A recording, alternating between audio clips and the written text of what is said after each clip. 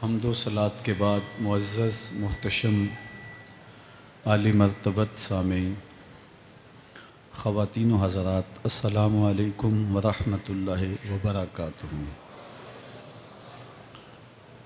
27ویں شب ہے رمضان المبارک کی۔ اللہ نے زندگی میں ایک بار پھر عطا کی۔ اللہ ان گھڑیوں کے وسیلے سے ہمارے گناہ معاف فرما دے۔ لیلۃ القدر اپنے دامن میں اتنی رحمتیں رکھتی ہیں کہ اس امت کے سارے گناہ گاروں کی بخشش کے لیے کافی ہے۔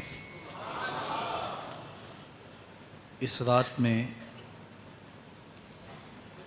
روح الامی اترتے ہیں فرشتوں کے جلو میں، جھرمٹ میں، اور اہل ایمان جو قیام میں ہوتے ہیں، قعود میں ہوتے ہیں، ذکر الہی میں ہوتے ہیں، ان سے مصافحہ کرتے ہیں۔ یہ رات کون سی ہے؟ ترکی خیمے میں چٹائی ایک سمت کر کے سر انور حضور نے باہر نکالا اور فرمایا کہ لیلۃ القدر کو آخری عشرے میں تلاش کرو۔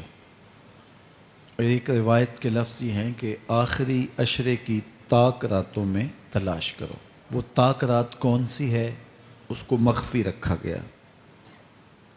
حضرت ابی بن قعب رضی اللہ تعالی عنہ صحابی رسول ہیں، فرماتے ہیں میں قسم کھاتا ہوں کہ وہ رات 27ویں شب ہے۔ حضرت بایزید بسطامی علیہ رحمہ فرماتے ہیں مجھے زندگی میں یہ رات 2 بار ملی ہے اور دونوں بار 27ویں شب ہی تھی۔ تو ہم اللہ کی بارگاہ میں امید کا دامن پھیلائے ہیں کہ یہی شب ہو اور اس کے دامن سے پھوٹتی ضیائیں ہمارے اندر کے اندھیروں کو ختم کرنے کا ذریعہ بنے۔ مجھے آپ کو اپنے معاد کی، آخرت کی فکر کرنی چاہیے۔ یہ راتیں آتی ہیں اور چلی جاتی ہیں، اور ایک وقت آئے گا کہ یہ راتیں آئیں گی اور ہم نہیں ہوں گے۔ کتنے لوگ ایسے ہیں جو پچھلے سال تھے لیکن آج نہیں ہیں، ان سے گزشتہ سالوں میں تھے، آج نہیں ہیں۔ تو اللہ ہمیں ہر سال یہ رات مبارک کرتا ہے، نصیب ہوتی ہے۔ اللہ آپ کی قسمت میں ایسی بہت ساری راتیں نصیب کرے، لیکن بہرحال ایک وقت ایسا آنے والا ہے کہ یہ راتیں تو آئیں گی لیکن ہم موجود نہیں ہوں گے۔ تو یہ جو میسر راتیں ہیں، ان کے دامن سے پھوٹتی ضیائیں ہمیں اپنے اندر سمو لینی چاہیے کہ ہم دنیا پہ نہ بھی ہوں گے تو یہاں سے جو ہم نے نور لیا ہوگا وہ قبر میں بھی چراغاں کرے۔ باطن کی روشنی، اندر کے اجالے اور روح کا چراغاں اس رات کے دامن سے لیا جا سکتا ہے۔ حضور علیہ السلام رمضان المبارک کے آخری عشرے میں کثرت کے ساتھ عبادت کرتے تھے۔ حضرت سیدہ عائشہ رضی اللہ تعالی عنہا فرماتی ہیں کہ حضور کمر بستہ ہو جاتے اور اپنا تہ بند کس کے باندھ لیتے، خود بھی جاگتے اور اہل خانہ کو بھی بیدار رکھتے۔ زندگی میں یہ ساعتیں جو ہمیں مقسوم ہوئی ہیں، یہ سعادت بری ساعتیں ہیں۔ پچھلی امتوں کے حصے میں اس طرح کے لمحات کب آئے ہیں؟ یہ ایک رات 1000 مہینے کی عبادتوں سے افضل، بہتر اور بھاری ہے۔ میرے حضور نے ارشاد فرمایا ایک بندہ صبح سے لے کے ظہر تک مزدوری کرتا ہے، اس کو ایک کی رات دیا جاتا ہے۔ ایک بندہ ظہر سے عصر تک مزدوری کرتا ہے، اس کا وقت تھوڑا ہے، اس کو بھی ایک کی رات دیا جاتا ہے۔ اور ایک شخص عصر سے لے کر مغرب تک مزدوری کرتا ہے، اس کا وقت دونوں سے کم ہے، لیکن اس کو مزدوری 2 قیراط دی جاتی ہے۔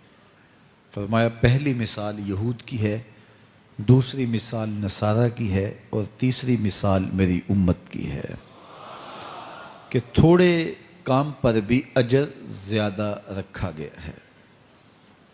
تو اس امت کو جب اتنا نوازا گیا ہے کہ ایک ایک رات اتنی برکتوں کی حامل عطا ہوئی ہے، تو پھر ہمیں بہت زیادہ کوشش کر کے برکتیں سمیٹ لینی چاہیے۔ ان گھڑیوں کے دامن سے نکلتے اجالے اپنے اندر سمو لینے چاہیے۔ یہ سعادتیں اپنی روح میں جذب کر لینی چاہیے، تاکہ جب ہم اس دنیا سے جائیں تو ہمارے پاس ایک بہت بڑا روشنیوں کا ذخیرہ ہو، جو ہماری قبر میں بھی چراغاں کرے، حشر میں بھی روشنی دے، اور ہمیں کہیں بھی اندھیروں کا سامنا نہ کرنا پڑے، چونکہ روشنیاں تو ہم نے یہاں سے لے کے جانی ہیں۔ تو یہاں سے کتنی روشنیاں لے کے جاتے ہیں، یہ ہماری ہمت ہے، یہ ہماری کوشش ہے۔ اللہ نے تو لوٹ سے لگائی ہے، اس کی رحمتیں مسلسل ہمارے اوپر برس رہی ہیں، اور یہ صدقہ ہے آمنہ کے لال کا، ورنہ ہم اس قابل کہاں تھے۔ تو میں اللہ کی بارگاہ میں آپ سب کے لیے دعا گو ہوں، آپ میرے لیے دعا گو رہیں کہ اس شب نور کی برکتیں ہمیں نصیب ہوں۔ حضور نے ارشاد فرمایا من قام لیلۃ القدر ایمانا و احتسابا غفر له ما تقدم من ذنبہ، جس نے لیلۃ القدر میں قیام کیا ایمان اور محاسبہ نفس کے ساتھ، اللہ اس کے پچھلے سارے گناہ معاف فرما دیتا ہے۔ ام المومنین سیدہ عائشہ رضی اللہ تعالیٰ عنہ فرماتی ہیں کہ میں نے عرض کی اے اللہ کے محبوب صلی اللہ علیہ وسلم، اگر میں لیلۃ القدر کو پا لوں تو مجھے پھر کیا دعا مانگنا چاہیے؟ تو حضور نے ارشاد فرمایا اگر تم لیلۃ القدر پا لو تو یہ دعا مانگو اللہم انک عفو تحب العفو فاعف عنی، اے اللہ تو معاف کرنے والا ہے، معاف کرنے کو پسند کرتا ہے، میرے معاملات سے درگزر فرما۔ تو اللہ تعالیٰ اس رات کی برکتوں سے ہمیں اپنی پناہ میں، امان میں، حفاظتوں کے حصار میں رکھے۔ ہر سال لیلۃ القدر کے موقع پر اور شب برات کے موقع پر دور و نزدیک سے آنے والے سامعین کو کتاب اللہ سے کچھ ضروری مضامین پیش کرنے کی سعادت پاتا ہوں، چونکہ مجھے پتہ ہے کہ یہاں آنے والے لوگ بڑی دور دور سے آتے ہیں اور اپنے محلوں کو، اپنی بستیوں کو، اپنے شہروں کو چھوڑ کے یہاں پہنچتے ہیں، تو ان کا ایک لمحہ بھی ضائع نہ ہو، ان کی ایک ایک ساتھ کی قدر کی جائے، اور ان کو با مقصد باتیں جو ان کی پوری زندگی میں ان کے لیے نفع کا سبب ہوں، ان کو یہاں سے دی جائیں۔ تو قرآن مجید سے بہتر اور کیا پیغام ہو سکتا ہے؟ تو انشاءاللہ آج آپ کے سامنے کتاب اللہ سے ایک مضمون رکھوں گا۔ اللہ کتاب و سنت کے اجالوں سے ہمارے من کے سارے اندھیرے اور ظلمتیں دور کر دے۔ سورہ القیامہ میرا آج کا مضمون ہے، جو 40 آیات پر مشتمل ہے۔ سورۃ القیامہ قیامت کے اس بات اور اس کے ہولناک منظر کی عکاسی پر مشتمل ہے۔ معاد کا یقین ہماری زندگی میں نظم پیدا کرتا ہے۔ اگر کسی قوم کو احتساب کا یقین نہ ہو تو اس کی زندگی بے ربط ہو جاتی ہے، لوٹ مار کا بازار گرم کر لیتا ہے کہ مجھے کون پوچھنے والا ہے۔ لیکن جس قوم میں احتسابی عمل مضبوط ہو وہاں لوٹ مار کا بازار گرم نہیں ہو سکتا۔ تو دنیا کے اوپر نظم قائم رکھنے کے لیے احتسابی عمل بہت ضروری ہے۔ دنیا بھر کے دانشور یہ بات کہتے آئے ہیں۔ اگر جرائم ختم کرنے ہیں تو انصاف فراہم کرنا پڑے گا۔ اگر عدالتیں قابل فروخت مال بن جائے، تھانے بکنے لگ جائیں، تو پھر معاشرے جرائم سے پاک نہیں رہ سکتے۔ تو عدالتی نظام اگر بے لاگ ہوگا اور انصاف لوگوں کی دہلیز تک پہنچے گا تو معاشرے ستھرے اور پاکیزہ ہوں گے اور ایک خوبصورت معاشرتی نظم قائم ہوگا۔ تو احتسابی عمل اور عدالتی نظم اچھا رکھنے کے نتائج ہم اپنی آنکھوں سے دیکھتے ہیں۔ تو کیا آخرت کا احتساب ہونا ضروری نہیں، جہاں افراد کا اور قوموں کا فرد عمل پیش ہو اور پھر جزا و سزا ان کو دی جائے؟ تو اسلام نے جو معاد اور آخرت کا تصور دیا ہے، یہ فرد اور قوم کی زندگی میں ایک نظم پیدا کرتا ہے۔ لیکن ہر دور میں جو مجرم ہوتے ہیں، جن کا کام ہی لوٹ مار ہوتا ہے، وہ کبھی نہیں چاہتے کہ احتسابی عمل مضبوط ہو۔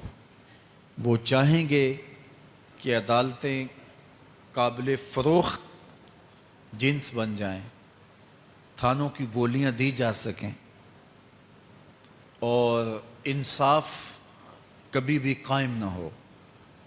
تو بے لاگ احتساب کا وہ کبھی بھی رواج نہیں پڑنے دیں گے۔ جو لوگ آخرت کے تصور کو جھٹلاتے ہیں، ان ساری قوموں کو دیکھ لیں جنہوں نے آخرت کو جھٹلایا۔ وہ قومیں ہیں جو برائی میں لت پت تھیں اور گناہوں بھری زندگی بسر کر رہی تھی۔ اب ایسی قومیں کبھی پسند نہیں کرتی کہ کوئی آخرت بھی ہو جس کا خوف انہیں گناہوں کی اور بدیوں کی زندگی سے نکالے، کیونکہ وہ اس زندگی سے نکلنا ہی نہیں چاہتے۔ تو آخرت کا وہ ڈٹ کے انکار کرتے۔ قریش مکہ نے بھی آخرت کا ڈٹ کے انکار کیا اور کہا کہ ہم آخرت کو نہیں مانتے، چونکہ اگر وہ آخرت کو مان لیتے ہیں تو پھر زندگی کی تمام تر مکاریاں، دجل و فریب، تلبیسات، لوٹ مار، ظلم و جبر جو کمزوروں پر وہ روا رکھے ہوئے تھے، اس کا جواز باقی نہیں رہتا تھا۔ تو اس لیے انہوں نے اس کا ڈٹ کے انکار کیا۔ قرآن مجید کی جتنی بھی مکی صورتیں ہیں ان میں آخرت کا اس بات کیا گیا ہے اور معاد کو ثابت کرنے کے لیے دلائل دیے گئے ہیں۔ یہ سورہ القیامہ یہ بھی سورت نزول کے اعتبار سے مکی ہے۔ سورت کا آغاز قسم سے کیا جا رہا ہے، لا اقسم بیوم القیامہ، روز قیامت کی قسم یاد کرتا ہوں۔ اللہ تعالیٰ نے قیامت کے دن کی قسم کی۔ ولا اقسم بالنفس اللوامہ، اور قسم ہے ملامت کرنے والے نفس کی، اس جان کی قسم جو اپنے اوپر ملامت کرے۔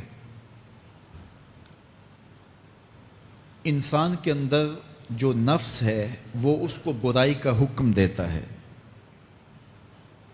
حکم دینے والے کو آمر کہتے ہیں اور اسی سے مبالغہ کا صیغہ امارہ ہے، بہت زیادہ حکم دینے والا۔ تو جو نفس انسان کو برائی کا حکم دیتا ہے اس کو نفس امارہ کہتے ہیں۔ بہت زیادہ برائی کا حکم دینے والا. لیکن اللہ تعالیٰ جل شانہ دین کی برکت سے جب نفس کی اصلاح کرتا ہے تو نفس امارہ نفس لوامہ بن جاتا ہے، جو ملامت کرتا ہے، برائی پر بندے کو روکتا ہے. اندر ایک جنگ چلتی ہے، بندہ گناہ کرتا ہے لیکن اندر اس کا نفس اس کو ملامت کرتا ہے کہ تم غلط کر رہے ہو. تو اندر جو جنگ چل رہی ہوتی ہے، نفس ملامت کر رہا ہوتا ہے، گناہ بھی چل رہا ہوتا ہے، تمام عمر طوفان سے کھیلتے گزری، نیا کے ڈوبنے کا ڈر بھی رہا. تو یہ اندر جو کھینچا تانی ہے، ملامت اور گناہ، پھر توبہ بھی ہوتی ہے، پھر گناہ بھی سرزد ہو جاتے ہیں. تو یہ نفس لوامہ جو گناہ سے بندے کو روکتا ہے، اللہ تعالیٰ جل شانہ نے اس نفس لوامہ کی قسم کی ہے کہ مجھے قسم ہے انسان کے نفس لوامہ کی، جو اس کو برائی سے روکتا رہتا ہے اور خیر کی طرف اس کو بلاتا رہتا ہے. تو قیامت کی قسم کی اور نفس لوامہ کی قسم کی. اور جب نفس مزید ترقی کرتا ہے اور پھر اندر نیکی کی قوتیں پنپتی ہیں تو ایک وقت آتا ہے کہ پھر انسان نیکی ہی کے ماحول میں جینا شروع کر دیتا ہے. تو پھر نفس کو اطمینان ملتا ہے، اس نفس کو نفس مطمئنہ کہتے ہیں. اور جب نفس مطمئنہ بن جائے تو قیامت کے دن اللہ تعالیٰ جل شانہ آواز دے گا کہ میرے لیے گناہوں کو چھوڑنے والے آجا، تیرا رب تیرا منتظر ہے. سورہ الفجر میں ارشاد فرمایا، یا ایتھا النفس المطمئنہ ارجعی الی ربک راضیۃ مرضیہ فادخلی فی عبادی وادخلی جنتی. اے نفس مطمئنہ آجا، تیرا رب تیرے پہ راضی اور تو رب پہ راضی، میرے بندوں میں داخل ہو کے میری جنت میں داخل ہو جا. تو اللہ تعالی ہمارے نفس کو نفس مطمئنہ بنائے. تو نفس لوامہ بھی غنیمت ہے جو گناہ پہ ملامت کرتا ہے. تو اللہ تعالیٰ جل شانہ نے قیامت کے دن کی قسم کی تو ساتھ نفس لوامہ کی بھی قسم کی. قسم تو کوئی بھی کرے تو سننے والا متوجہ ہوتا ہے کہ یہ جو قسم کی جا رہی ہے تو یہ کسی عنوان کی اہمیت کو بیان کرنا مقصود ہے. تو پھر قسم اگر رب کرے تو پھر سمجھنے کے لیے کافی ہے کہ وہ کتنا اہم مضمون ہوگا جس پہ میرا رب ہو کے قسم کر رہا ہے. تو قیامت پر اللہ تعالیٰ قسم فرما رہا ہے تاکہ اس کا قسم فرمانا اہل عقل کے لیے کافی ہو کہ اس کے اس بات کے لیے اس سے بڑی کیا دلیل ہو سکتی ہے کہ میرا رب اس پہ قسم کر رہا ہے. اَيَحْسَبُ الْإِنسَانُ أَن لَّن نَّجْمَعَ عِظَامَهُ. اللہ تعالیٰ ارشاد فرماتا ہے کہ کیا آدمی یہ سمجھتا ہے کہ ہم ہرگز اس کی ہڈیاں جمع نہیں فرمائیں گے. یہ ایک کافر تھا، عدی بن ربیعہ، یہ مراد ہے یہاں انسان سے. ایک روایت کے مطابق ابو جہل بن ہشام مراد ہے. تو یہ ابو جہل یا عدی بن ربیعہ یہ کہتے تھے کہ کیا ہڈیوں کو دوبارہ جوڑا جائے گا، دوبارہ ان کو جمع کیا جائے گا؟ یہ نہیں ہو سکتا، قیامت نہیں آ سکتی. وہ کہتے تھے یہ جہاں ہے بس ختم ہو جائے گا کام تمام، لہٰذا جو عزت پانی ہے، جو لذت حاصل کرنی ہے، جو عیش و عشرت کرنی ہے، جو کچھ کرنا ہے اسی جہان میں کر لو. آج کل بہت سارے لوگوں کا رویہ بھی یہی ہے کہ بس ٹھیک ہے، یہ دنیا ہی سب کچھ ہے، آخرت بس ایک اعتقاد کی حد تک ذہن کے کسی گوشے میں ہے، 2 لمحوں کے لیے خیال آیا تو رک گئے، پھر اپنی وہی ڈگر کی زندگی. لیکن آخرت جب تیقن کی اس منزل تک پہنچ جائے پھر انسان کہ اعمال کے اندر خود بخود جو ہے وہ نظم پیدا ہو جاتا ہے کہ چونکہ میں اللہ کے حضور پیش ہونا ہے اور ایک ایک عمل کا میں نے حساب دینا ہے۔ تو آخرت کے بارے میں یقین کی کمزوری انسان کو جو ہے وہ گناہوں کی دلدل میں پھنسا دیتی ہے۔ اس لیے آخرت کا یقین یہ بہت ضروری ہے تاکہ ہماری زندگی میں نظم پیدا ہو اور ہم اللہ کے حضور جھکنے والے، اس کے شکر گزار بندے، اس کی اتباع کرنے والے بنیں۔ تو اب وہ کافر کہتے تھے ابن ربیعہ یا ابو جہل کہ یہ جو ہڈیاں ہیں ان ہڈیوں کو کیسے دوبارہ زندہ کیا جائے گا۔ نضر بن حارث ایک کافر تھا، وہ کہیں سے قبرستان سے پرانی ہڈی اٹھا لایا اور وہ اتنی بوسیدہ تھی کہ ہاتھ کے لمس سے ٹوٹ ٹوٹ کے گرتی تھی، اور حضور کے پاس آ کھڑا ہوا اور آ کے کہنے لگا کہ کیا ان ہڈیوں کو دوبارہ زندہ کیا جائے گا؟ کون ہے ان کو جو دوبارہ زندہ کرے؟ اور ساتھ ہڈی توڑتا ہے اور اس کے ریزے زمین پہ گرتے ہیں۔ تو حضور علیہ السلام نے اللہ کی جانب سے اس کا جواب دیا۔ ذرا قرآن پڑھیے، سورہ یاسین کا آخری رکوع ہے، وَضَرَبَ لَنَا مَثَلًا وَنَسِیَ خَلْقَهُ قَالَ مَن يُحْيِي الْعِظَامَ وَهِيَ رَمِيمٌ۔ اب وہ باتیں کرنے لگ گیا ہے، اس کی زبان بولنے لگی ہے، اب کہاوتیں ہمارے لیے لاتا ہے، اور کیا کہتا ہے؟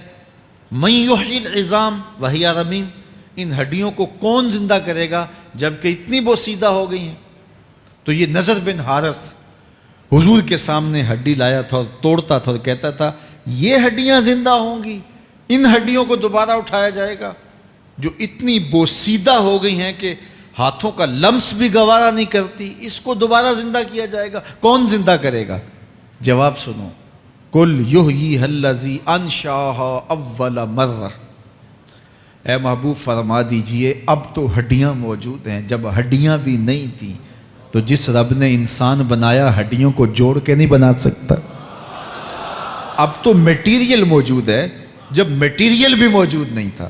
هل أتى على الإنسان حين من الدهر لم يكن شيئا مذكورا، انسان پر وہ وقت بھی آیا ہے جب یہ قابل ذکر چیز ہی نہیں تھا، اس کا نقشہ نہیں تھا، اس کی صورت نہیں تھی، اس کا میٹیریل نہیں تھا، اس کا مادہ نہیں تھا، لیکن جس نے حضرت انسان بنایا، پانی کی بوند سے تخلیق کیا، تو اب کیا وہ ہڈیوں کو جوڑ کر انسان نہیں بنا سکتا؟ تو یہ کفار بات کرتے تھے کہ نہیں نہیں نہیں، اتنی بوسیدہ ہڈیوں کو کیسے زندہ کیا جائے گا، یہ بات سمجھ میں نہیں آتی۔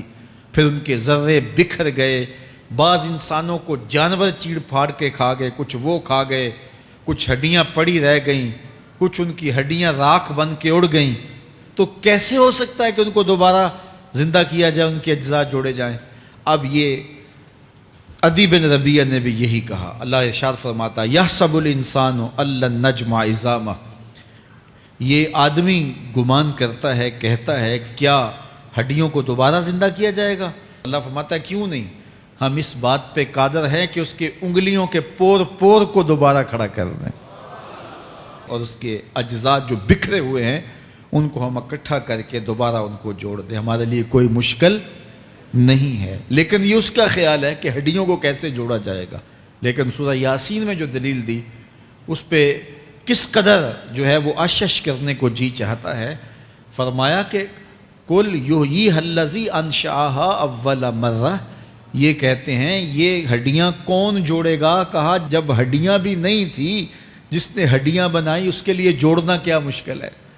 تو یہ عجیب تم نے بات کی۔ تو اللہ تعالیٰ جل شانہ قیامت کے دن ہمارے وجود دوبارہ اٹھائے گا اور اپنے حضور بندوں کو کھڑا کرے گا اور ان سے سوال پوچھے گا۔ یہ نہیں ہے کہ جو مرضی کرتے گئے، ایک آدمی نے ظلم کیا، جبر کیا، زیادتیاں کی، لوگوں کا حق لوٹا، لوگوں کا مال غصب کیا، عزتیں پامال کی، اور اتنا مؤثر تھا کہ عدالتیں وہ خرید لیتا تھا، کچہریاں وہ خرید لیتا تھا، پولیس وہ خرید لیتا تھا، کوئی اسے پوچھنے والا نہیں تھا، اس کی بات چلتی تھی، اس کا فون چلتا تھا، اس کا رکا چلتا تھا، عیش و عشرت کی زندگی گزاری اور مر گیا، ہزاروں کے حق غصب کر کے، ہزاروں کا مال ہڑپ کر کے، لوگوں کی آبروئیں لوٹ کے مر گیا اور قبر میں چلا گیا، بس قصہ ختم۔ اب نہ وہ اٹھے گا، نہ اس سے حساب لیا جائے گا، تو پھر انصاف کہاں گیا؟ ایک عدالت ایسی ہونی چاہیے کہ جس عدالت میں اس کو بھی پکڑا جائے اور ٹکٹکی پہ باندھا جائے کہ دنیا پر تو کسی نے تجھے پکڑا نہیں، آ اس عدالت میں تیرے خلاف سلطانی گواہ بھی موجود ہیں اور تجھے گناہوں کا، جرم کا بدلہ بھی دیا جائے گا، اور منصف جو ہے وہ انصاف کرے اور ان مظلوموں کو کھڑا کیا جائے کہ دنیا پر تو تمہاری داد رسی کسی نے کی، اس دربار میں تمہاری پوری پوری داد رسی کی جائے گی۔ عقل مانتی ہے کہ ایک ایسا دربار ہونا چاہیے، ایسا احتسابی عمل ہونا چاہیے، ایک ایسی عدالت لگنی چاہیے کہ جس کا کہیں جسے انصاف نہیں ملا اس کو وہاں جا کے انصاف ملے، اور وہ دن قیامت کا دن ہے۔ اس کا یقین زندگی میں نظم پیدا کر دیتا ہے اور تھر تھر بدن کانپتا ہے کہ آج اگر ہم مؤثر بھی ہو جائیں اور کسی کے سامنے جواب دہ نہ ہوں، لیکن ایک عدالت تو ہے جہاں ہم نے جواب دہ ہونا ہے اور اپنے ایک ایک عمل کا حساب دینا ہے۔ تو اللہ ارشاد فرماتا ہے کہ اس عدالت کے سامنے تم نے پیش ہونا ہے، تمہارے جوڑ جوڑ کو اللہ تعالیٰ دوبارہ کھڑا کرے گا اور اس کو دوبارہ تخلیق کرے گا اور پیدا کرے گا، اور تم دوبارہ کھڑے ہو جاؤ گے، اس کے حضور پیش ہوگے۔ بل یرید الانسان لیفجر امامہ، بلکہ آدمی چاہتا ہے کہ اس کی نگاہ کے سامنے بدی کرے۔ استغفر اللہ۔ یہ ایک ظالم کافر تھا، وہ حضور کی خدمت میں آیا، کہنے لگا میں نہیں مانتا قیامت آئے گی۔ حضور نے اس کو دلائل دیے، تو جب دلائل کے سامنے بے بس ہو گیا تو کہنے لگا کہ جس قیامت کی آپ بات کرتے ہیں وہ قیامت آ بھی گئی تو میں نہیں مانوں گا۔ اللہ اکبر۔ تو وہ انکار کرنے والوں کی انتہا ہوتی ہے، اور ذرا دیکھیے وہ کیا بول رہا ہے، بل یرید الانسان لیفجر امامہ۔ اس کی سرکشی دیکھیے، اس کا تمرد دیکھیے۔ وہ کہتا ہے اچھا اگر قیامت قائم ہوئی تو یہ گناہ، یہ جرم، یہ بدی، یہ بدکاریاں، یہ ظلم جو میں کرتا ہوں، یہ بدکاریاں رب کے سامنے کروں گا۔ کیسی ڈٹائی ہے، مذاق اڑاتا ہے، تمسخر اڑاتا ہے آخرت کا۔ کہتا ہے جو بدیوں کا کاروبار میں نے گرم کیا ہے، جو بدکاریاں میری زندگی کا معمول ہیں، جو دادے عیش دیتا ہوں، جو عزتوں کو پامال کرتا ہوں، جو غریبوں کے پنجے توڑتا ہوں، جو لوگوں کا حق غصب کرتا ہوں، جو برائیاں کرتا ہوں، اگر قیامت قائم بھی ہو گئی تو میں یہ سارے جرم رب کے سامنے کروں گا، پھر وہ مجھے پکڑ کے دکھائے۔ اللہ اکبر۔ یسأل ایان یوم القیامہ۔ پھر پوچھتا ہے اچھا قیامت کب آئے گی؟ یہ تمسخر کے طور پہ پوچھتا ہے، لاؤ نہ قیامت، کب آئے گی قیامت؟ میں جرم رب کے سامنے کرنا چاہتا ہوں۔ اللہ اکبر۔ اب جواب سنیے۔ اب لفظوں کا ترجمہ اس زور سے کیا ہی نہیں جا سکتا جس زور کے لفظ ہیں۔ وہ کہتا ہے قیامت کب آئے گی؟ میں تو یہ جرم رب کے سامنے کرنا چاہتا ہوں، کوئی قیامت نہیں ہے، مذاق اڑاتا ہے۔ قیامت کب آئے گی؟ آواز آئی فَإِذَا بَرِقَ الْبَصَرُ وَخَسَفَ الْقَمَرُ وَجُمِعَ الشَّمْسُ وَالْقَمَرُ۔ جب قیامت آئے گی تو آنکھیں چندھیا جائیں گے، چاند بے نور ہو جائے گا، سورج اور چاند اکٹھے ہو جائیں گے۔ یقول الانسان یومئذ این المفر۔ آج جو کہتا ہے کہاں ہے قیامت، اس دن بھاگتا پھرے گا۔ کوئی پناہ گاہ ہو بتاؤ، کوئی ہے ٹھکانہ چھپنے کا؟ کوئی پناہ گاہ ہے؟ کلا لا وزر۔ آواز آئے گی کوئی ٹھکانہ نہیں ہے، آج کوئی ٹھکانہ نہیں ہے۔ الی ربک یومئذ المستقر۔ اگر ٹھکانہ ہے تو صرف رب کے پاس ہے، انہیں ٹھکانہ ملے گا جو رب کے بندے ہیں اور اس کی دہلیز پہ آنے والے ہیں۔ یُنَبَّأُ الْإِنسَانُ یومئذ بما قدم وأخر۔ اللہ تعالیٰ اس دن بتا دے گا جو آگے بھیجا اور وہ بھی بتا دے گا جو پیچھے چھوڑا۔ ایک ایک چیز تشت ازبام ہو جائے گی۔ یوم تبلی السرائر فما لہ من قوت ولا ناصر۔ اللہ فرماتا سارے راز کھل جائیں گے۔ جو بند کمروں میں جرم کیے، داد عیش دیتا رہا، وہ بھی کھل جائیں گے، اور پھر کوئی طاقت نہیں ہوگی، کوئی زور نہیں ہوگا، کوئی زر نہیں ہوگا جو اس کو بے نقاب ہونے سے بچا سکے۔ اے داور حشر میرا نامہ اعمال نہ پوچھ، اس میں کئی پردہ نشینوں کے بھی نام آتے ہیں۔ تو وہ کتنا سخت دن ہوگا۔ ارشاد فرمایا جائے گا کہ جو آگے بھیجا، جو پیچھے چھوڑا، جو جرم کرتا رہا، جو نیکیاں کی، جو برائیاں کی، سب کچھ تشت ازبام ہو جائے گا۔ بل الانسان علی نفسہ بصیرہ۔ بلکہ آدمی خود اپنے حال پر اچھی طرح خود آگاہ ہے. ہم اسے نامہ اعمال کے دفتر دیں گے جہاں سب کچھ لکھا ہوگا. قرآن بتاتا جب نامہ اعمال سامنے آئے گا تو وہ بے ساختہ پکار اٹھے گا, ما لہذا الکتاب لا یغادر صغیرۃ ولا کبیرۃ الا احصاها. ہائے اس کتاب کو کیا ہوا, اس نے چھوٹی بڑی کوئی بات نہیں چھوڑی, سب کچھ لکھ دیا. نامہ اعمال سامنے ہوگے, زمین بولے گی, ہاتھ پاؤں بولیں گے, فرشتے بولیں گے, کرامن کاتبین بتائیں گے یہ کیا کیا جرم کرتا رہا, کیا کیا گناہ کرتا رہا. تو اس دن ہر شے سامنے آ جائے گی. تو یہ تو ثبوت ہوں گے ہی ہوں گے, لیکن اللہ فرماتا ہے ثبوت تو اپنی جگہ, لیکن بل الانسان علی نفسہ بصیرہ. کیا انسان کو خود نہیں پتا کہ وہ کہاں کھڑا ہے؟ اس کو اپنے جرائم کی فہرست خود یاد ہے, اس کے ضمیر پہ خود اس کا بوجھ موجود ہے. اسے یہ نامہ اعمال نہ بتاتے, فرشتے نہ بتاتے, پھر بھی اسے پتا تھا کہ میں کیا ہوں اور کہاں میں نے جرم کیا ہے. وَلَوْ أَلْقَى مَعَاذِيرَهُ, اللہ اکبر. اگر اس کے پاس جتنے بہانے ہوں سب لا ڈالے, جب بھی کوئی اس کا بہانہ نہیں سنا جائے گا. قیامت کا دن ہوگا, دنیا کے اوپر تو بہانوں سے انسان بچ نکلتا ہے. کوئی جھوٹ بول لیا, کوئی جھوٹا گواہ پیش کر دیا, کوئی مکر کر لیا, کوئی رشوت چل گئی, کوئی سفارش کام آ گئی, کوئی بہانہ تراش لیا, بات کو توڑ موڑ کے پیش کر لیا. لیکن قیامت کا جب دن ہوگا تو کوئی نہ جھوٹا گواہ چلے گا, نہ رب کی پولیس رشوت لیتی ہے, نہ وہاں انصاف کے خلاف کوئی کام ہوگا, اور نہ ہی کوئی بہانہ چل سکے گا. اللہ اکبر. دوسری بات مفسرین نے یہ بھی لکھی کہ بعض اوقات یہ ہوتا ہے کہ انسان اپنے گناہ پر, اپنے جرم پر کوئی بہانہ تلاش کر کے لوگوں کو مطمئن کر لیتا ہے. جو اس نے جرم کیا, کسی سے زیادتی کی, کسی کا حق غصب کیا, تو لوگوں نے ملامت کی تو وہ کوئی بہانہ تلاشتا ہے اور لوگوں کو مطمئن کر لیتا ہے.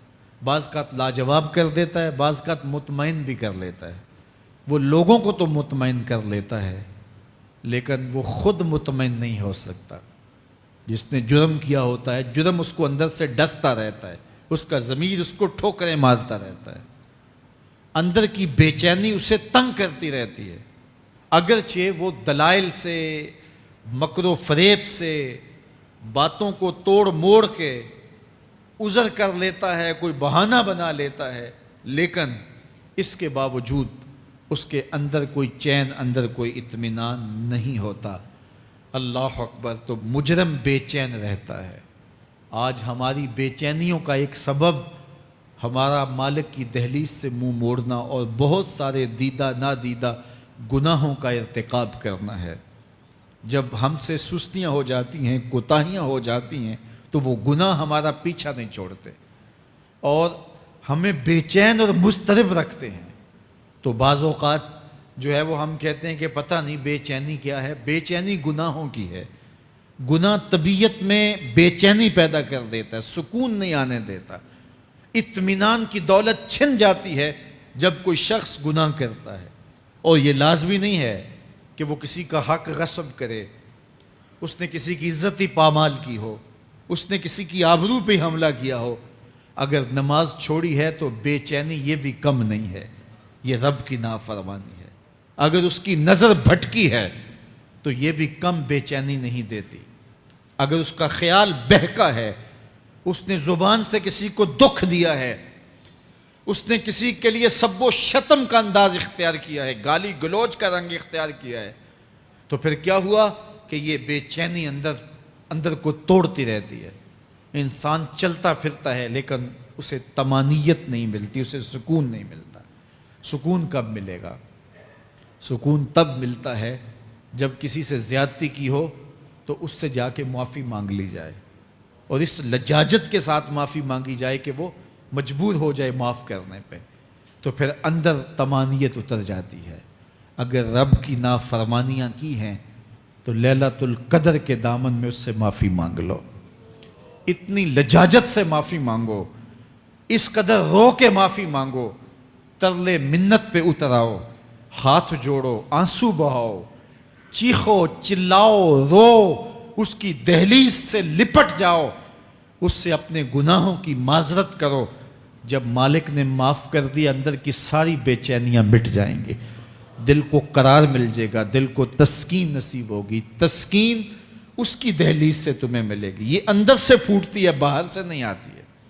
تسکین کے قافلے اندر ہی اترتے ہیں, اندر سے اس کے سوتے پھوٹتے ہیں, اس کے چشمے پھوٹتے ہیں. ہم باہر سے ڈھونڈتے ہیں, باہر سے تسکین نہیں ملتی, یہ اندر سے آئے گی. اس لیے اس دل کے اوپر لگے ہوئے میل کچیل کو, غلاظت کو دور کر لو اور کھرچ دو دل کے اوپر پڑے ہوئے جتنے بھی زنگ ہیں. تو پھر نتیجہ کیا ہوگا؟ دل ستھرا ہوگا, مصفہ ہوگا, مزکہ ہوگا. تو پھر دل پر نور ہوگا. تو پھر آپ کو زندگی گزارنے کا لطف اور سرور اور مزہ آنے لگ جائے گا. تو انسان جب دلیلیں تراشتا ہے, اس سے ایک بعض کا اپنے آپ کو بھی مطمئن کرنے کی کوشش کرتا ہے, اوروں کو بھی مطمئن کر لیتا ہے, لیکن حقیقت میں اطمینان نہیں ہوتا, وہ بے چینی ہوتی ہے. تو اللہ تعالیٰ جل شانہ اس کہانی کو بیان کرتے ہوئے ایک اور مضمون کو بیان کیا, اور یہ بالکل درمیان میں جملہ معترضہ کے طور پہ جو ہے وہ نظر آ رہا ہے کہ بات تو چل رہی ہے, تو اچانک اللہ اپنے محبوب سے مخاطبہ فرماتا ہے اور کیا ارشاد کرتا ہے؟ لا تحرک بہ لسانک لتعجل بہ. تو یہ اچانک بات کیوں آ گئی؟ اصل بات یہ تھی کہ جب وحی نازل ہوتی تو آقا کریم علیہ السلام ہمہ تن گوش ہو کے اس وحی کو سنتے, پھر اس کو محفوظ کرنے کی فکر ہوتی کہ جو میں نے سنا ہے وہ اچھی طرح مجھے یاد ہو جائے. اور پھر آقا کریم علیہ السلام کی تیسری فکر یہ ہوتی کہ اس کے جو معارف ہیں, اسرار ہیں, اور اس کے جو ثمرات ہیں, اس کی جو تفصیلات اور نکلنے والے اس کے نتائج ہیں, وہ بھی اچھی طرح جو ہے وہ میں سمجھ پاؤں. تو یہ تین مشقتیں بیک وقت حضور گوارا کر رہے ہوتے. اب قیامت کا ہولناک منظر جو پیش کیا گیا, اور پھر انسان جب اپنے رب کی نافرمانی کرتا ہے تو جو اس کا حال ہوتا ہے, تو یہ سارے مضامین کو اللہ کے محبوب سن رہے تھے. حضور کے قلب اطہر پر گرانی آئی, اور میرے رب کو کیسے گوارا تھا. جو حضور سن رہے تھے جلدی جلدی اس کو زبان پہ لانا چاہ رہے تھے تاکہ وہ اچھی طرح ازبر ہو جائے, لیکن اللہ نے محبوب کی اس مشقت کو دیکھا تو فرمایا لا تحرک بہ لسانک لتعجل بہ. محبوب آپ اپنی زبان کو جنبش نہ دیں, آپ جلدی کرتے ہیں تاکہ وہ جو میں نے سنا ہے وہ میری زبان پہ آ جائے. ان علینا جمعہ و قرآن, یہ ہمارے اوپر ہے, ہم آپ کے دل میں جمع بھی کریں گے. جو آپ کو سکھایا ہے وہ آپ کو یاد بھی رہے گا, وہ آپ بھول نہیں سکیں گے. فَإِذَا قَرَأْنَاهُ فَاتَّبِعْ قُرْآنَهُ, اور جب ہم پڑھ لیں تو پھر اس کے بعد آپ اس کو دہرائیں پڑھیں. ثُمَّ إِنَّ عَلَيْنَا بَيَانًا, پھر اس کی تفصیل بھی ہمارے ذمہ ہے, اس کا بیان بھی ہمارے ذمہ ہے. اس سے وہ لوگ جو حجیت حدیث کا انکار کرتے ہیں اور پھر وہ کہتے ہیں کہ نہیں بس قرآن مجید کی آیات ہی ہیں, اس کے علاوہ اور کچھ نہیں ہے, وہ من اللہ نہیں ہے, تو یہاں غور کرنا ہے. ثم ان علینا بیانہ فرمایا گیا, پھر ہمارے اوپر ہے اس کا بیان جو آپ کو ہم القاء کریں. اور آقا کریم نے فرمایا, سنن نسائی کی روایت ہے, انما اوتیت القرآن ومثلہ معہ, مجھے قرآن دیا گیا اور قرآن جتنے اور علوم بھی میرے سینے میں رکھے گئے. تو صرف قرآن ہی نہیں اتارا گیا حضور کے سینے میں, حضور کے سینے میں بہت کچھ نازل کیا. حضور کا سینہ گنجینہ ہے اسرار و معانی کا, اور اللہ تعالیٰ جل شانہ نے اپنے محبوب کو بہت کچھ عطا کیا. یہ بیان کرنے کے بعد فرمایا کلا بل تحبون العاجلہ وتذرون الآخرہ. اللہ اکبر. کوئی نہیں بلکہ یہ جو تم لوگ ہو اے کافرو, تم اس چیز کو پسند کرتے ہو جو بالکل نقد ہے, جو جلد ملنے والی ہے. دنیا کا سودا نقد ہے, دنیا کے نفع نقد ہیں, دنیا کی لذات نقد ہیں. شیطان کہتا ہے اب چوری کرو اب مال آئے گا, اب زنا کرو اب لذت ملے گی, اب ڈاکہ کرو اب امیر ہو جاؤ گے. تو دنیا کے سودے نقد ہیں اور آخرت کے وعدے ادھار ہیں. تو ارشاد فرمایا بل تحبون العاجلہ, تم دنیا کی جو عاجل چیزیں ہیں, جو بالکل نقد سودے ہیں, تم ان کے پیچھے پڑتے ہو. وتذرون الآخرہ, اور آخرت کو چھوڑتے ہو. دوسرے مقام پہ ارشاد فرمایا سورہ الاعلیٰ میں, بل تؤثرون الحیات الدنیا والآخرۃ خیر و ابقی، تم دنیا کی جیتی زندگی کو ترجیح دیتے ہو، حالانکہ آخرت بہتر بھی ہے اور دائمی بھی۔ میں آپ کی توجہ چاہوں گا، آخرت بہتر بھی ہے اور دائمی بھی، لیکن تمہاری ترجیح یہ دنیا ہے جس کی آخرت کے مقابلے میں کوئی حیثیت ہی نہیں ہے۔ حضور نے ارشاد فرمایا، اگر کسی کو جنت میں ایک کوڑا رکھنے کی جگہ مل جائے، ایک ڈنڈا رکھنے کی جگہ مل جائے، دنیا و ما فیہا کی دولتوں سے وہ زیادہ قیمتی ہے۔ 7 براعظموں پہ پھیلی ہوئی کائنات، سمندروں کی تہوں میں قیمتی موتی، پہاڑوں کے دامن میں قیمتی معدنیات، مالیاتی اداروں کے پاس سرمائے، لوگوں کے پاس دولت کے انبار، یہ سارے اکٹھے کر لیے جائیں اور ان کی قیمت لگائی جائے، اور جنت میں ایک ڈنڈا رکھنے کی جگہ، ایک عصا رکھنے کی جگہ، ایک کوڑا رکھنے کی جگہ، وہ جگہ پھر بھی زیادہ قیمتی ہے۔ پراپرٹی ویلیو ہوتی ہے نا، وہ کہتے ہیں کہ دور دراز دیہات سے 10 ایکڑ فروخت کریں تو یہاں ہمارے بائی پاس پہ اگر لیں تو 1 کنال جگہ آئے گی، 10 ایکڑ فروخت کر کے یہاں 1 کنال ملے گی، اور اگر آپ مزید اس کو فروخت کر کے مزید جو ہے وہ کسی مہنگے علاقے میں چلے جائیں تو ہو سکتا ہے 2 مرلے اس 10 ایکڑ کے مقابلے میں آئیں۔ تو اس طرح مختلف جگہوں کی پراپرٹی ویلیو ہوتی ہے۔ اللہ کے محبوب جنت کی پراپرٹی ویلیو بتا رہے ہیں۔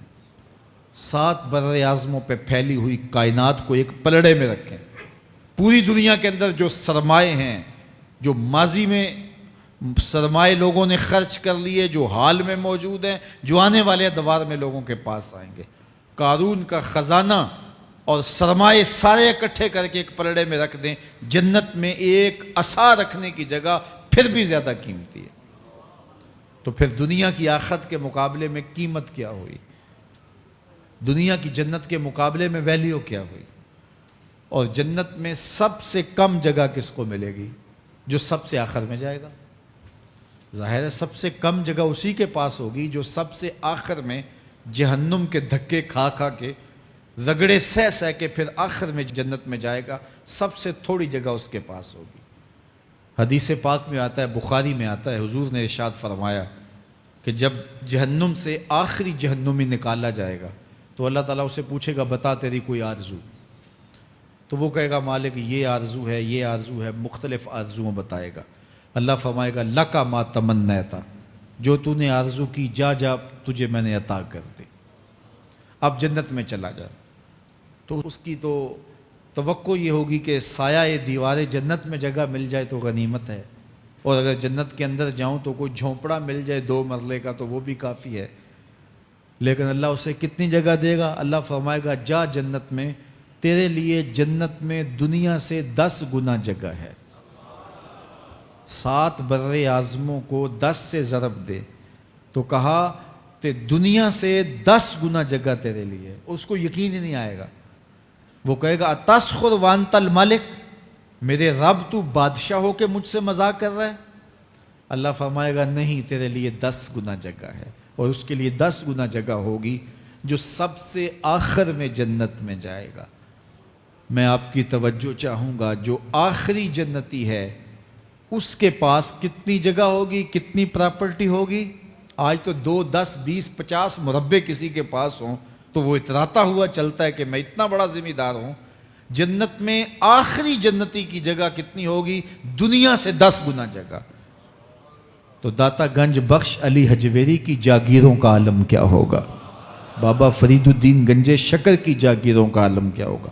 پھر اصحاب رسول کی جاگیروں کا عالم کیا ہوگا؟ قیمتی کتنی جگہ کہ ایک ڈنڈا رکھنے کی جگہ مل جائے، دنیا و ما فیہا سے وہ قیمتی، اور وہ قیمتی جگہ دنیا سے 10 گنا جگہ اس کو دی جائے گی جو سب سے آخر میں جائے گا۔ تو مجھے بتائیے، اس سے بڑا بے وقوف کوئی ہے جو آخرت کو برباد کر کے دنیا کا سودا کرتا ہے؟ بل تؤثرون الحیات الدنیا والآخرۃ خیر و ابقی، کہا آخرت بہتر بھی ہے اور دائمی بھی ہے، نہ ختم ہونے والی زندگی ہے۔ تو یہاں بھی ارشاد فرمایا، کلا بل تحبون العاجلہ وتذرون الآخرہ، تم نقد کے پیچھے دوڑتے ہو، آخرت جو ادھار ہے اس کی پرواہ نہیں کرتے ہو۔ یہ نقد تمہیں مل بھی جائے، پہلی تو بات ہے ملتی نہیں ہے، دنیا تمہارے آگے بھاگتی ہے اور تم پیچھے بھاگ رہے ہو۔ کچھ حصہ تمہیں مل بھی گیا تو وہ کتنے سالوں کے لیے؟ 60 سال 70 سال، یہ تو بڑی لمبی زندگی ہیں۔ ہمارے ہاں 45 سال ایوریج نکالی گئی ہے۔ 60 سال بھی کوئی جی لے، 70 سال بھی کوئی جی لے، کیا حیثیت ہے آخرت کے مقابلے میں؟ آخرت کا ایک دن یوم حشر قرآن بتاتا ہے 50,000 سال کا ہوگا۔ 50 سال کا نہیں، 100 سال کا نہیں، 50,000 سال کا ایک دن۔ پھر اس کے بعد نہ ختم ہونے والی زندگی، مینڈے کی شکل میں موت کو بھی ذبح کر دیا جائے گا، موت کو بھی موت آ گئی، اب موت نہیں ہے، نہ ختم ہونے والی زندگی۔ اور جو جنت میں چلا گیا سب سے آخر میں جانے والے کی یہ جائیدادیں۔ تو اصل زندگی تو آخرت کی زندگی ہے۔ کلا بل تحبون العاجلہ وتذرون الآخرہ، یہ تو ایک سودا ہے۔ اب اللہ تعالیٰ ایک اور چیز بتا رہا ہے، ذرا غور کیجئے۔ دنیا کی محبت دل میں ایسی پیدا ہو گئی کہ ہمیں سال کے بعد ماہ سیام میں مسجد میں آنا نصیب ہوتا ہے، اور ہم اپنی ہی دنیا میں مگن ہیں کہ یہی دنیا سب کچھ ہے۔ یہ کائنات بھی دیکھو، میرا رب بیان کر رہا ہے، وجوہ یومئذ ناظرہ الی ربہا ناظرہ۔ وہ دن جب آئے گا تو جب بندے اس کے حضور حاضر ہوں گے، جنہوں نے اپنی زندگی حزم و احتیاط سے گزاری ہوگی، رب کی اتباع میں، فرما برداری میں، اس کے حکموں کو پورے کرتے بسر کی ہوگی، پھر ان کو صلہ کیا ہوگا؟ اللہ فرمایا کچھ چہرے ہوں گے جو تر و تازہ ہوں گے، کھل کے گلاب ہو جائیں گے، چہرے منور اور تابہ ہوں گے۔ یہ اتنے کھلے کیوں ہوں گے، چہرے گلاب کیوں ہوں گے؟ الی ربہا ناظرہ، اس لیے کہ رب کا دیدار نصیب ہوگا۔ رب کا دیدار نصیب ہوگا تو چہرے کھل جائیں گے اور چہرے شگفتہ ہو جائیں گے، چہرے تر و تازہ ہو جائیں گے۔ یار کوئی پرانا دوست مل جائے اور آپ سخت صدمے کے ماحول میں ہوں تو اچانک اسے دیکھ لیں تو آپ کا چہرہ کھل جاتا ہے اور آپ کا چہرہ گلاب بن جاتا ہے، تو پھر کیا منظر ہوگا؟ دنیا کے تھکے ہوئے لوگ، جنگوں کے ستائے ہوئے لوگ، بدر، احد، حنین اور کربلا کی سختیاں گوارا کیے ہوئے لوگ، تہجد کے اندر لمبا قیام کر کے راتوں کی تنہائیوں کے تھکے ہوئے لوگ، حلال کھایا حرام نہیں کھایا اور دنیا سے پیچھے رہ گئے، دنیا آگے چلی گئی اور یہ حلال کی تلاش میں بظاہر پیچھے رہ گئے۔ گھر والے بھی تانے دیتے ہیں کہ تم تو پیچھے رہ گئے، دنیا کہاں چلی گئی، تمہارے رشتہ دار کہاں چلے گئے۔ تانے اور تانوں تشنیع کے برستے تیر سہے ساری زندگی گزار دی۔ دکھوں کے مارے ہوئے یہ شخص جب قیامت کے دن اپنے رب کے حضور جائیں گے تو اللہ رخ انور سے نقاب ہٹا دے گا۔ پھر کیا ہوگا؟ اللہ کا دیدار ہوگا تو یہ چہرے کھل جائیں گے، ساری تھکن اتر جائے گی، جنم جنم کی ساری تھکن اتر جائے گی اور چہرے شگفتہ گلاب بن جائیں گے۔ اللہ فرمائے گا دیکھو ان کے چہرے کیسے کھلے ہوئے، وجوہ یومئذ ناظرہ الی ربہا ناظرہ۔ یہ تو خوش نصیب لوگوں کے چہرے ہیں۔ ووجوہ یومئذ باسرہ، اور پھر اس دن کچھ منہ بگڑے ہوئے ہوں گے۔ کیسے بگڑے ہوں گے؟ پاؤں میں درد ہو تو چہرے پر بگاڑ ہوتا ہے، پیٹ میں درد ہو تو چہرہ اچھا دکھائی نہیں دیتا، کان میں درد ہو، آنکھ میں درد ہو، سر میں درد ہو تو چہرہ بگڑ جاتا ہے۔ اور ان کے چہرے اتنے بگڑے ہوں گے، کوئی آنے والا خوف طاری ہو تو چہرے بگڑ جاتے ہیں، اور انسان کے چہرے کی ہوائیاں اڑی ہوتی ہیں، اب ان کے چہروں کی ہوائیاں اڑی ہوں گی۔ کیوں؟ قرآن بتاتا ہے تظن ان یفعل بہا فاقرہ، یہ ڈر رہے ہوں گے کہ ہمارے ساتھ اب جو سلوک ہونے والا ہے وہ کمر کی ہڈی توڑ دے گا۔ ہم نے رب کے حکموں کو توڑا، ہم نے پرواہ نہیں کی، ہم سمجھے دنیا میں آئے ہیں تو ہماری دنیا ہے، آوارہ ہوں، خواہشات نفس کے مطابق زندگی گزاریں، آنکھیں بے حیائی میں لگی رہیں، سوچیں آوارگی میں لگی رہیں، کان نغمے سنتے رہے، زبان جھوٹ بکتی رہی، ظلم و جبر کا بازار گرم رکھا، عصمتیں عزتیں پامال کرتا رہا، لوگوں کا مال لوٹتا رہا، حق غصب کرتا رہا، کلیجی اور دل چیرتا رہا، لوگوں کو زخمی کرتا رہا، لوگوں کے جذبات سے کھیلتا رہا، پرواہ نہیں کی کہ یہ دنیا ہے، امتحان گاہ ہے، چند دنوں کے لیے آئے ہیں، اللہ کے حضور پیش ہونا ہے، عملوں کا حساب ہونا ہے۔ اب جب وہ دیکھیں گے کہ ہمارے ساتھ کیا ہونے والا ہے تو ان کے چہرے پہلے بگڑ جائیں گے۔ کیوں؟ وہ گمان کریں گے کہ ان کی ریڑھ کی ہڈی توڑ دی جائے گی، ایسے عذاب آئیں گے جس طرح کسی کی ریڑھ کی ہڈی ٹوٹ جائے تو اس کا چہرہ شگفتہ گلاب تو نہیں ہوتا، اس کا چہرہ جو ہے وہ تو کس قدر مرجھایا ہوا ہوتا ہے۔ تو اللہ ارشاد فرماتا ہے اس طرح ان کے چہرے ہوں گے۔ ابھی عذاب آیا نہیں ہے لیکن چہرے پہلے اترے ہوئے ہوں گے، اور جب عذاب کی بھٹی میں ڈالے جائیں گے، اللہ اکبر، اور وہ سخت عذاب، حضور نے جبریل امین سے پوچھا مجھے جہنم کے عذابوں کا ذکر سناؤ۔ عرض کی حضور سب سے ہلکے عذاب کی کہانی سناتا ہوں، اور وہ یہ کہ جہنمی کے پاؤں میں آگ کا جوتا رکھا جائے گا، باقی پورا بدن اس کا سلامت ہوگا۔ یہ سب سے ہلکے عذاب کی کیفیت ہے۔ اب پاؤں میں آگ کا جوتا ہوگا، حدت، گرمی، شدت اتنی ہوگی کہ دماغ پگھل کے ناک اور کانوں کے راستے سے باہر آ جائے گا۔ پاؤں میں رکھے ہوئے جوتے کی گرمی دماغ کو ایسے چڑھے گی کہ وہ پگھل جائے گا اور ناک اور کانوں کے راستے سے باہر آ جائے گا۔ تو اللہ کے عذاب کے خوف سے چہرے بگڑ جائیں گے، حالت سلامت نہیں رہے گی۔ یہ بات ذہن میں رکھیں کہ اللہ جس کو جہنم میں ڈالے گا اس کو اس صورت میں نہیں ڈالے گا، یہ محمدی صورت ہے، یہ شکل اس کی چھین لی جائے گی اور اس کی شکل بڑی کر دی جائے گی۔ اس کا ایک ایک دانت احد پہاڑ جتنا ہوگا۔ احد پہاڑ کا پھیلاؤ 15 کلومیٹر پہ ہے، 15 کلومیٹر کا ایک دانت، اور 32 دانت کتنے ہوں گے تو منہ کتنا بڑا ہوگا۔ اس کو اتنا بڑا اس لیے کیا جائے گا تاکہ وہ عذاب کی تکلیف زیادہ سہے۔ 70 گز موٹی کھال ہوگی، اور کھال جل جائے گی تو اللہ قرآن میں فرماتا ہے ہم نئی کھال دے دیں گے تاکہ عذاب کی تکلیف اس کو گوارا کرنی پڑے۔ پھر چیخے گا، چلائے گا، ہائے مجھے پانی دو، پانی دو، پیاس کی شدت ہے۔ 70 سال تک تو اس کی کوئی آواز ہی نہیں سنے گا۔ 70 سال کے بعد داروغہ جہنم چیخ کر کہے گا کیا مانگتا ہے؟ وہ بولے گا مجھے پانی چاہیے۔ کہا جائے گا تو بے بھی ملتا ہے پانی۔ پھر داروغہ جہنم اسے پانی دے گا، کوکا کولا کی بوتل دے گا یا پیپسی تھما دے گا یا منرل واٹر کی بوتل دے گا؟ نہیں، قرآن بتاتا ہے اسے مائے حمیم دیا جائے گا، کھولتا ہوا پانی، اور وہ اتنا گرم ہوگا جب پینے کے لیے چہرے کے قریب کرے گا اس سے اٹھتی ہوئی بھاپ کی وجہ سے چہرے کی کھال ادڑ کے اس کے اندر گر پڑے گی، لیکن اس کے باوجود اس کو پینا پڑے گا۔ اللہ فرماتا ہے یہ دنیا ہی سب کچھ نہیں ہے، سمجھ لیا یہی سب کچھ ہے، آخرت کو بھول گئے، صبح اٹھے کام پہ چلے گئے، شام آئے آوارگی میں چلے گئے، صدائیں آتی رہیں حی علی الصلاح حی علی الفلاح، کوئی پرواہ نہیں کی، نہ پیشانیوں نے سجدے کیے، نہ سوچوں میں پاکیزگی آئی، زندگی یوں گزار کے چلے گئے۔ ایسے نہیں، کہا ایک وہ ہوں گے جن کے چہرے شگفتہ گلاب ہوں گے، ایک وہ ہوں گے جن کے چہرے بگڑے ہوئے ہوں گے۔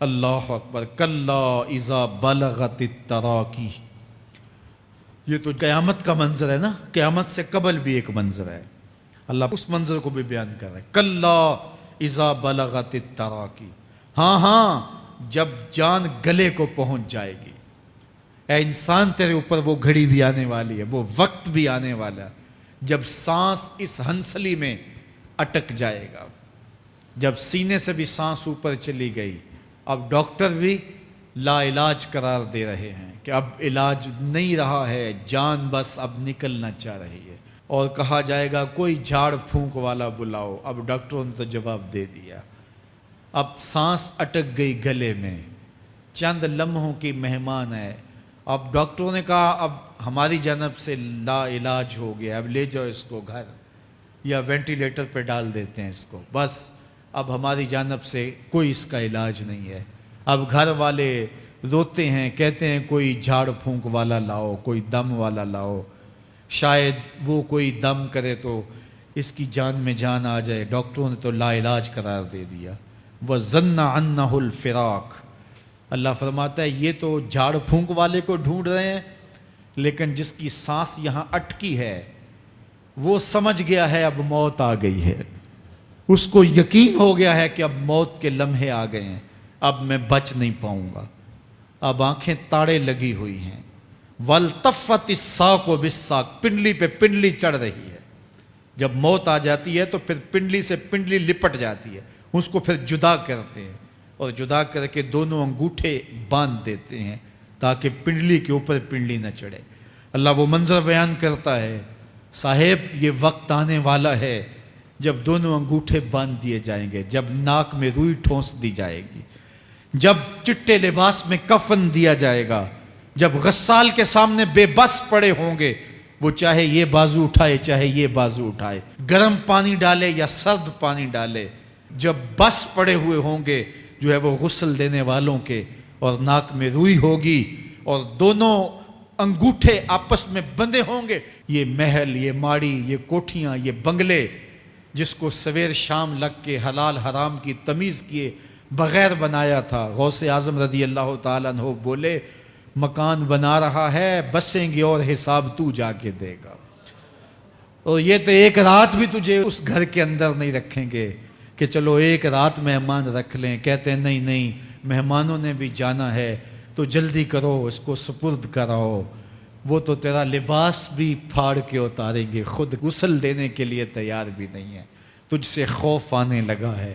جاندی واری ڈرونا بنے ہوتے، ہاتھ نہ لاندے ڈر دے، جنہ لئی تو پاپ کمائے اج کتھے نہیں تیرے کر دے۔ آج تو وہ تیرے ساتھ تجھے غسل دینے کے لیے آمادہ نہیں ہے۔ وَالْتَفَّتِ السَّاقُ بِالسَّاقِ، جب پنڈلی پہ پنڈلی چڑھنے لگ جائے گی، إِلَىٰ رَبِّكَ يَوْمَئِذٍ الْمَسَاقُ، اس دن تیرے رب کی طرف ہی لوٹ کے جانا ہے۔ فَلَا صَدَّقَ وَلَا صَلَّىٰ، اس نے نہ تو سچ مانا اور نہ نماز پڑھی، وَلَٰكِنْ كَذَّبَ وَتَوَلَّىٰ، ہاں جھٹلایا اور منہ پھیر کے چل پڑا۔ ثُمَّ ذَهَبَ إِلَىٰ أَهْلِهِ يَتَمَطَّىٰ، پھر اپنے گھر کو اکڑتا ہوا چلا۔ اولا لک فاولا ثم اولا لک فاولا، تیری خرابی آ پہنچی، ہاں تیری خرابی آ پہنچی۔ ایحسب الانسان ان یترک سدی، انسان دنیا میں یہ گمان کرتا ہے اس کو سدا چھوڑ دیا جائے گا۔ سدا عربی میں ایسے اونٹ کو کہتے ہیں جس کی مہار کسی کے ہاتھ میں نہ ہو، شترے بے مہار، جہاں مرضی جس گھاٹ سے چاہے پانی پیے، جہاں سے مرضی چارہ لے، تو اس شترے بے مہار کو کہتے ہیں سدا۔ تو یہ انسان بھی گمان کرتا ہے کہ میں بھی سدا ہوں، مجھے کوئی کیوں پوچھے، میرے جذبات پہ کوئی کیوں قدغن لگائے، مجھے کیوں روکے کوئی۔ بالخصوص جوانی کے ایام کے اندر جوان کو بڑا ہوتا ہے کہ کوئی مجھے کیوں، وہ تو ماں باپ کے کہنے میں بھی نہیں آنا چاہتا، وہ کہتا ہے کیوں مجھے روکتے ہیں، میری جوانی ہے، میرے جذبات ہیں، مجھے آزادی سے جینے دو، کیوں میرے راستے میں رکاوٹ بنتے ہو، میں سدا ہوں۔ اللہ فرماتا ہے نہیں، ایک اونٹ تو سدا ہو سکتا ہے، جس کو میں نے اشرف المخلوقات بنایا ہے اس کو تو سدا نہیں چھوڑوں گا، اس کو تو پابند بناؤں گا حکام کا۔ اب وہ کہتا ہے کہ نہیں نہیں، یہ کیسے دوبارہ اٹھائے جائیں گے؟ اب دوبارہ وہی بات پھر آ گئی، الم یک نطفۃ من منی یمنی، اللہ فرماتا ہے ایک بوند تھی نا، پانی کا ایک قطرہ تھا جو رحم مادر میں رکھا گیا، ثم کان علقہ، پھر وہ پانی کا قطرہ لوتھڑا بنا، فخلق فسوی، پھر اللہ نے اسے پیدا فرمایا اور پھر ٹھیک ہموار کیا، فجعل منہ الزوجین الذکر والانثی، پھر اس سے وہ جوڑ بنائے، کوئی مرد بنایا کوئی عورت بنائی۔ کہا اب غور کر، اب تیری آنکھیں دیکھتی ہیں، بجلیاں چمکتی ہیں، تیری زبان کا طوطی بولتا ہے، لوگ اشش کرتے ہیں تیری گفتگو پہ، تیری گفتار پہ صدقے جاتے ہیں، تیرے لہجے کے جمال کو دیکھتے ہیں، تیرے سینے کا زور، تیرے پنجوں کی طاقت، تیری دماغ کی تیزیاں اور تیری سوچوں کے اجالے، تیری زوردار ٹانگیں، تیرے کڑیل بازو اور تیری چوڑی چھاتی اور تیرے گلاب کی پتیوں جیسے ہونٹ، اے انسان یہ سب کچھ کہاں تراشا گیا؟ ماں کے رحم میں، اس تاریکی میں جو 3 پردوں میں تھی، تیرا سر تیرے گھٹنوں میں تھا، اور تیرے رب نے وہاں تیرے اندر نسوانیت یا رجولیت کی صلاحیتیں پیدا کی، تیری آنکھوں میں چمک پیدا کی، تیرے کانوں میں نغمے بکھیرے، تیری زبان کے پٹھوں پہ قوت ذائقہ رکھی، تجھے بولنے کی صلاحیت دی، تیرے پنجوں میں زور رکھا۔ آج تو مفتی شہر ہے، آج تو علامۃ الدہر ہے، آج تو قاضی القضات ہے، آج تو منسٹر ہے، آج تو وزیر اعظم ہے، آج تو پہلوان ہے، آج تو شہزادہ ہے، آج تو بادشاہ ہے، آج تو زوراور ہے۔ آج تیری طاقت کے کیا کہنے، آج شیروں کو تو نچا لیتا ہے، ہاتھیوں کو تو بٹھا لیتا ہے، آج تو بڑا زوراور گھڑ سوار ہے، آج تیری طاقت کے کیا کہنے، تو کشتی کرتا ہے، زمانہ دیکھنے آتا ہے، آج تیری طاقت کے شوہرے ہیں، تیری عظمت کے تنتنے ہیں، لیکن انسان تو ایک ناپاک قطرہ تھا اور رحم مادر میں تھا۔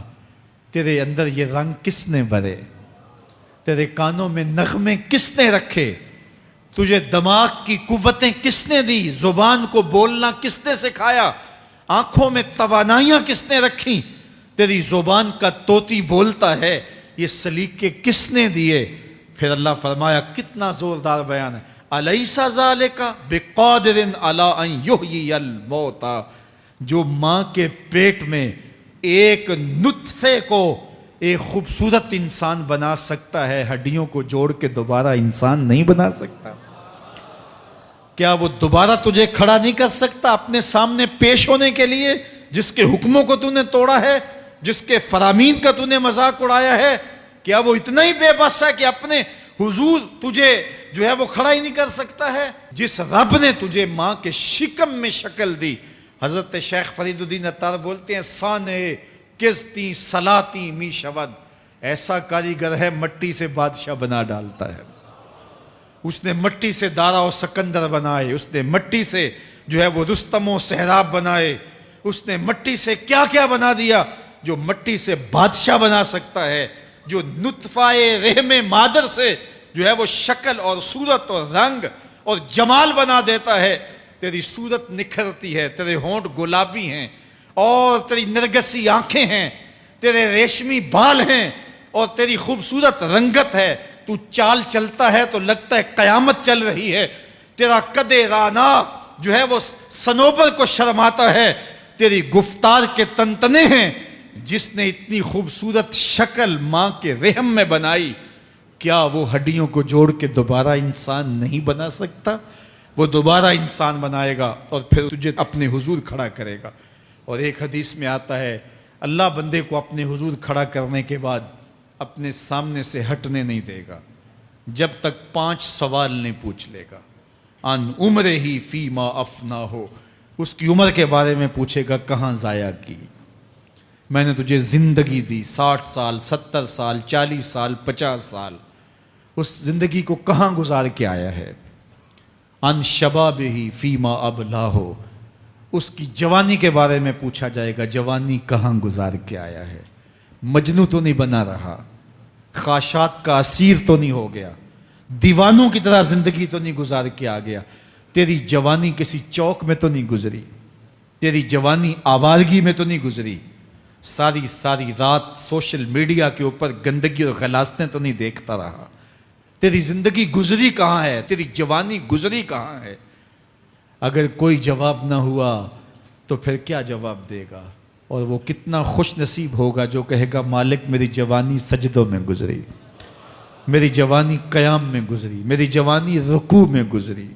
میرے حضور فرماتے ہیں، سبعۃ یظلھم اللہ فی ظلہ یوم لا ظل الا ظلہ، 7 اشخاص ایسے ہیں قیامت کے دن جب کوئی سایہ نہیں ہوگا، اللہ ان 7 کو اپنے عرش کا سایہ دے گا۔